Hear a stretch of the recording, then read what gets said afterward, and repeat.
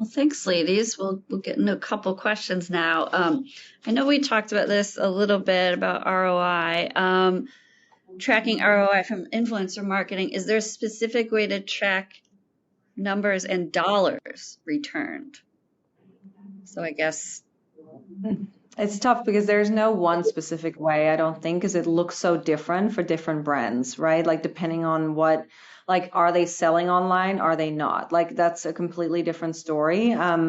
To be honest, like a lot of the time when it comes to like actually linking POS data, for example, we rely on our clients a lot to like really come to the table with how we track that and how the attribution works.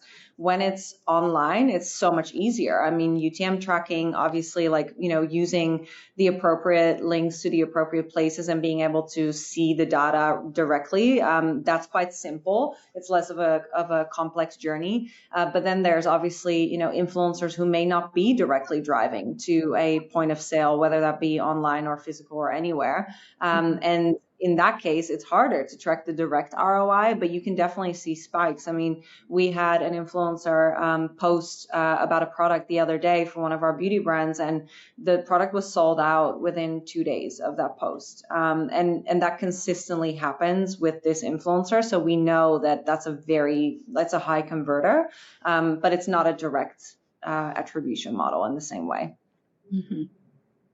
great. Ali, any thoughts on that or? No, completely agree with what Davatha said. Okay, cool. All right, this is a good one here. Best way to find social influencers. Is this mostly manual or is there great software to find and target these people? Clear, Gen AI, being internet obsessed. I think Yeah. what I would.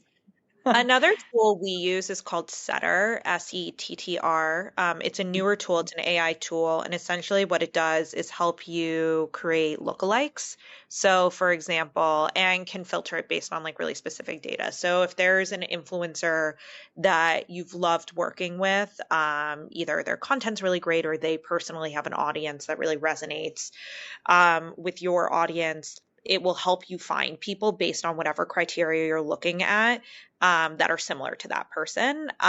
So we use that a lot in terms of just like, honestly, in terms of ideation. So, helping us brainstorm, helping us think through, who is that? But then ultimately, a lot of it is all of us just having internet brain rot and just loving to be online and being obsessed with the internet. Yeah, I feel like just going in and exploring the platform sometimes is one of the best ways to find what you need. Let's see, good question. Lots of good questions. Next one. Oh, this is a fun one. What are the legal terms and conditions brands need to take into account when partnering with influencers, creators, etc.? A lot of legal questions. Yeah, we should have asked, what was it, Sean from legal that you said? We should have had him or her on this call. I don't know, Molly. I think it looks different for every partnership and brand in a way. Exclusivity, like usage terms, right? Yeah, indemnity. It really depends based on the brand. I would say the term that should be coming from you as a marketer versus your legal team is usage. That's probably the thing that it's, most important for you to get of, where are you going to be using this? How long do you want to use it for? Do you need the rights to edit it and, put it in other places? That's really a question legal can't totally answer for you and is a big price consideration. It's like one of the biggest levers that gets pulled when you're doing negotiations is where is this living for how long? So I would say usage is probably, at least for this group of people, the most one for you to get really clear on versus the other ones are probably more important in partnership with your legal team. That is an interesting thing. I never thought about that. So when an influencer, for example, or a creator does a post, say with a product, do those posts tend to live indefinitely usually, or no? I mean, you can put in your contract that it needs to stay up on your profiles. You can't remove it, Mhm. but infinite usage rights are so expensive. Yeah. They are we and also like unless it's for a really specific thing, it's not useful to pay for because there's content fatigue after probably anywhere from 3 to 12 months.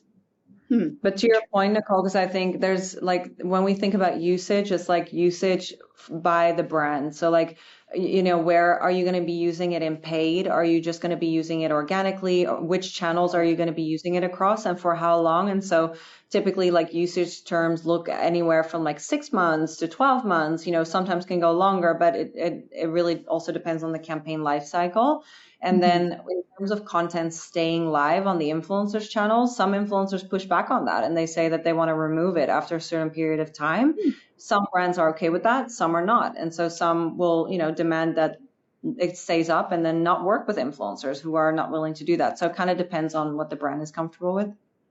That's interesting. I feel like the influencer would want to keep it up just to kind of show it as like a portfolio of the different things that they've done. But I get it. Like then it, might pigeonhole them and not leave them open Mhm. for other Uh, of the partnerships. many things, like I wish I could just like megaphone to influencers asking them to do. Like that's one. Another one is to put a headshot, an up-to-date headshot pinned to the top of their profile that I can pull and put into a deck. Like that is the number one thing I would love to tell influencers to do. There's so many times where a brand will say no to an influencer because they like don't get a good vibe from them from a photo, right? Like, or they don't think that they're professional or, luxury enough or whatever enough. And so, like, that is one of the number one things I would ask influencers to do. I know no one asked that, but that is what I would ask them. Oh, that's interesting. It's a good question here. What are some pitfalls to avoid when working with content creators? Um, I mean, inefficiencies, I think, honestly, like there can be so much inefficiency. We were talking about this, Molly and I, before too, like depending on the level of influencer, right? Because if we're talking content creators specifically, I think your biggest thing is to think about like how much creative liberty are they going to have? Like some creators like to really ideate their own concepts and they want complete creative freedom in that process. And some brands love that and want to do that. Some other brands don't. So knowing what kind of a partnership this is going to be upfront is really important because then you can minimize a lot of the back and forth and iterations and edits, and if you know what your non-negotiables are creatively, like for example, we had an influencer the other week who, we had a non-negotiable that product needed to show in the first 3 seconds. Like that's pretty typical. Branding needs to show up very early on. We were going to use this in paid, so even more important. And that influencer just did not meet the requirement after multiple rounds of iterations and kept putting it in like 5, 6 seconds, etc. So that is something that I think, being really firm and clear about that upfront so that later we can go back and say, no, this was always the requirement, this was always in the brief, and this was the non-negotiable. And there are other things where there was liberty, creative liberty, and things that we want to, we're very happy to like workshop and ideate together. So having those very clear upfront, I think minimizes the inefficiencies. Yeah, and I would say if understanding how comfortable you are giving a creator creative freedom. I think that is like a big thing. Like many influencers, creators are creative themselves, right? Like they know what resonates with their audience. They can take an idea and, flip it to what makes sense for them, for their content style, for the people who follow them. I think that if you want something so, so specific, if you are not comfortable with iteration or, building on top of ideas you have, probably working with creators and influencers is not the right path for you, because they are not going to be happy if they do not have that creative freedom to do what they know how to do best. And you just have to be comfortable giving them a little bit of rope to, build what they think is right. And that's okay too. Like sometimes you might go through the process and be like, you know what? This, I don't think this is the right route for us to go. Yeah. Um, maybe we shouldn't be using an influencer or creator on this. Maybe we should just go back to like our original plan, and that's okay too. I mean, it's all about discovery and process and all of that. And I think that's important for people to remember too. Like even if you're going through it, you got the strategy, you're figuring things out, but it's okay to pull back too. Totally. Otherwise, you'd waste everybody's time. Um, this is like, I don't know if this one's easy to answer, but how do you go about negotiating price for influencer marketing? I love this one because I love negotiation. Um, I think negotiation is like an art. It really is. And, that's why I think having creators, first of all, on staff is very helpful because you get that like real perspective of like what's the latest of the latest that they're getting, right? But also we have talent agents on staff too. So we have people who have relationships are so critical in negotiation, right? And if you kind of know people more intimately, whether that's like a talent agent, whether it's a manager, depending on the level, that really helps because you kind of have that starting point of knowing where you can, come in and then how you can negotiate. And I think like having a clear negotiation strategy, but that you have agreed upon with the client is pretty important. Like, where are we willing? What is our range, right? That we're willing to sit within, and then what are we willing to forego or to sacrifice if we need to sacrifice something, which typically is the case. Like we have a list of deliverables that we would like to get, but what are the must-haves versus where are we willing to sort of be flexible? And then that way we can negotiate the deliverables in line with the price, which sounds basic, but sometimes not knowing that information can really set you up for failure in a negotiation. I think also I agree with all of that, but the first time building relationships with talent managers, agents, whoever, outside of I need something from you is critical.